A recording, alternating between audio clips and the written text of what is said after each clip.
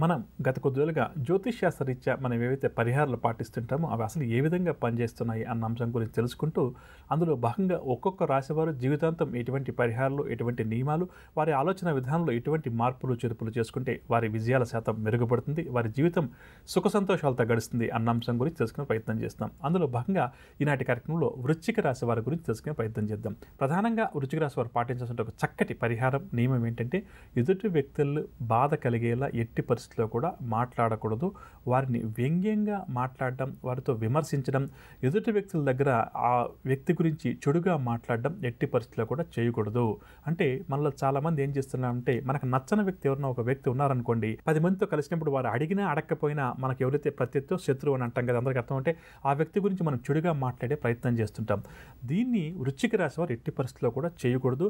వారి గురించి వ్యంగ్యంగా మాట్లాడడం, వారిని ఇమిటేట్ చేయడం, వారు ఇలా మాట్లాడతారు, వారు అలా మాట్లాడతారని చెప్పడం, వారిని తక్కువ చేసి మాట్లాడడం ఎదుటి వ్యక్తుల దగ్గర ఎట్టి పరిస్థితుల్లో కూడా చేయకూడదు. ఈ విధంగా ఎదుటి వ్యక్తుల్ని వ్యంగ్యంగా విమర్శిస్తూ మాట్లాడడం వల్ల వీరికి గ్రహ దోషాలు అధికమవుతాయి.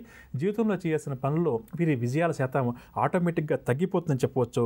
అదేవిధంగా వీరి మనసులో ఎప్పుడైనా చెడు భావనలు కానీ చెడు ఆలోచనలు ఇటువంటివి కలిగినప్పుడు సాధ్యమైనంత వరకు కూడా వీరు దేవాలయాలకు వెళ్ళకపోవడం మంచిదని చెప్పవచ్చు. ఇదేంటంటే ఇటువంటి పరిహారం చెప్తున్నాను అనుకోకండి.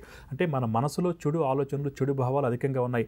ఒక వ్యక్తి ఇబ్బంది పడాలి, ఒక వ్యక్తి నాశనం అవ్వాలని చెప్పి కోరుకునేటువంటి ఆలోచనలు మనకు ఈ కలియుగంలో కలి ప్రభావం చేత ఏర్పడుతుంటాయి, కాదనలేదు.